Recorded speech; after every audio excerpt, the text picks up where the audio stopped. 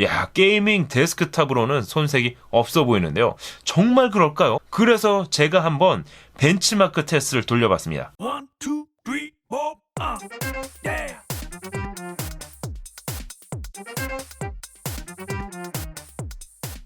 안녕하세요. 말방구 시험칠 프로서 딴지공 트립스입니다. 지난번에 댓글로 AMD 그래픽 카드를 사용한 게이밍 데스크탑 성능을 한번 확인해주세요 라는 댓글이 있었는데요. 그래서 오늘은 라데온 RX Vega 64 그래픽 카드를 사용한 게이밍 데스크탑을 한번 구성을 해보려고 합니다. 거기다 프로세서는 2세대 라이젠 스레드리퍼 2950X를 한번 사용을 해봤는데요. 과연 게이밍 데스크탑으로 어느 정도까지 성능이 나올까요? 라데온 RX 64 그래픽 카드가 탑재된 게이밍 데스크탑 궁금하시다면 지금부터 말방구 실험실과 함께 해주시죠.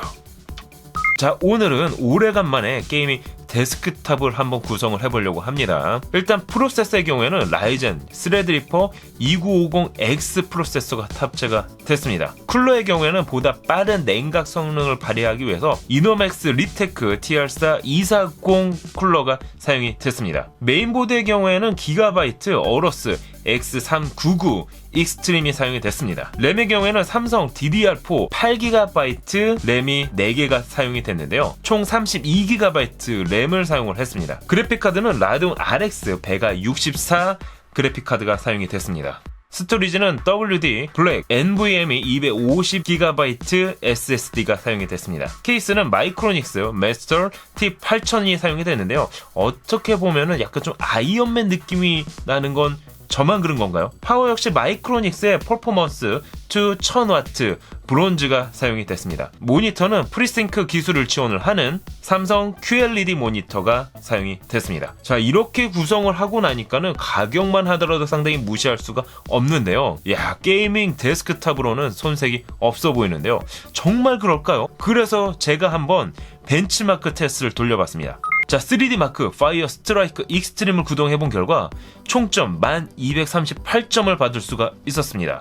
좀 더 디테일하게 한번 들어가 보도록 할까요? 그래픽 스코어의 경우에는 1851점, PGX 스코어의 경우에는 27414점이 나왔습니다. 그리고 컴바인 스코어는 4333점, 따라서 평균 점수는 1238점이 나왔는데요. 자, 그래프로 확인을 해본 결과 1238점이라는 점수는 4K 게이밍 PC보다도 높은 점수라는 것을 확인할 수가 있었습니다. 게이밍 랩탑의 경우에는 5750점, 게이밍 PC는 4926점이 나왔는데요. 평균적인 일반 노트북이 749점이라는 것을 감안을 하면은 1238점이라는 것은 상당히 높은 점수라고 할 수가 있겠습니다. 자, 그럼 전체적인 PC 성능은 어떨까요? 그래서 제가 PC마크 10 프로그램을 돌려봤습니다. 총점 6073점이 나왔는데요. 이 점수를 그래프로 한번 비교를 해보도록 하겠습니다. 4K 게이밍 PC가 5005점이 나왔네요. 그에 반면 이번 게이밍 데스크탑은 6073점, 4K 게이밍 PC보다도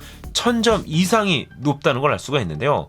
이 점수는 상위 9% 안에 드는 결과라는 것까지 확인할 수가 있었습니다. 자, 그럼 한번 배틀그라운드를 돌려볼까요?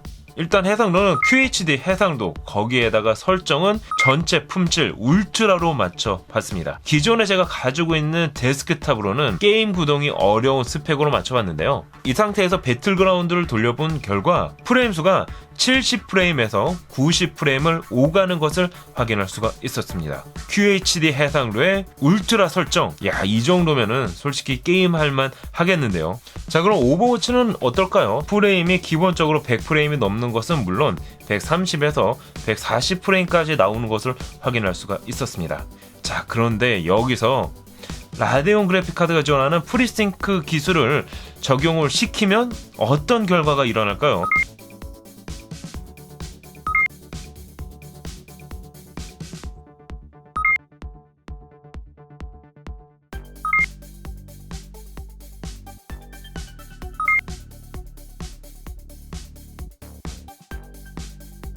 프리싱크를 적용하기 전에는 오버워치를 빠르게 플레이할 경우 게임의 일부분이 위와 아래가 약간씩 끊겨지는 현상이 발생하는 것을 확인할 수가 있었습니다. 이렇게 빠른 게임을 즐기다 보면은 깨짐 현상이 나타나는 게 눈에도 보이는데요. 이럴 때 라데온 프리싱크 기능을 활성화시키게 되면은 같은 게임을 플레이할 경우에도 화면이 끊기거나 깨지는 현상을 최소화시킬 수가 있었습니다. 실제 오버워치 게임 화면에서도 이렇게 끊기던 현상이 프리싱크 기술을 접목시킨 다음에는 끊어지는 현상이 현저하게 줄어든 것을 확인할 수가 있었는데요. 물론 프리싱크 기술을 사용하기 위해서는 모니터 역시 프리싱크를 지원하는 모니터를 사용하셔야만 라데온 프리싱크 기술을 사용하실 수가 있습니다. 자, 그리고 플루이드 모션 기능을 지원을 하고 있는데요. 고해상도 영상, 원본 영상보다 높은 화면 재생률에 맞게 부족한 프레임을 생성하는 그래픽 가속 기술이라고 보시면 될 것 같은데요. 제가 실제 촬영한 영상을 플루이드 모션 전과 플루이드 모션 적용한 후의 영상을 비교를 해봤습니다. 여러분이 보시기에는 어떠신가요? 확실히 플루이드 모션 기능을 적용한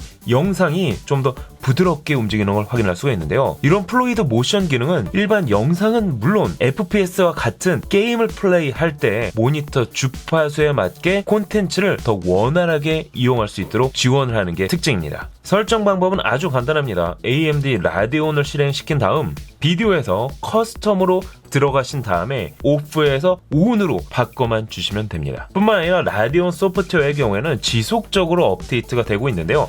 최신 인기 게임에 대한 최적화 그리고 성능 향상 작업을 함께 진행을 해주고 있습니다. 최근에 나온 버전의 경우에는 콜 오브 듀티 블랙옵스 4에 대한 성능 향상이 진행되기도 했는데요.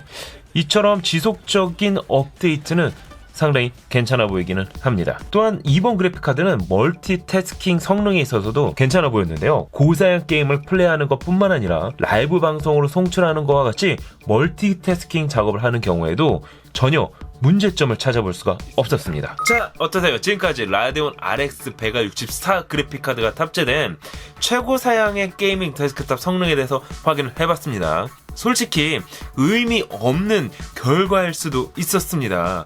최고 사양의 스펙으로만 맞추다 보니까는 높은 점수를 확인할 수가 있었는데요. 뭐 이 정도라고 하면은 배틀그라운드를 QHD 해상도에서 울트라 설정으로 플레이하는데도 전혀 부족함이 없어 보였습니다. 뿐만 아니라 VR 게임 역시 충분히 즐길 수가 있어 보였는데요. 특히 라데온 그래픽카드가 지원하는 프리싱크 기술을 확인을 해본 결과 끊어지는 현상이 확실히 좀 저하되는 것을 확인할 수가 있었습니다. 물론 오늘 제가 소개해드린 이 게이밍 데스크탑처럼 스펙을 맞추다 보면 가격적인 면은 어쩔 수 없이 부담이 되는 게 사실인데요. 하지만 언제나 그렇듯 맞습니다. 선택은 소비자의 몫이겠죠. 말방구 실험실 영상에 알람 버튼을 눌러주시면 누구보다 빠르게 영상을 감상할 수 있다는 거 여러분 알고 계시죠? 구독과 추천도 부탁드립니다. 지금까지 말방구 실험실 보여서 딴트공 드리비스였습니다. 감사합니다. 여러분 안녕. 짠!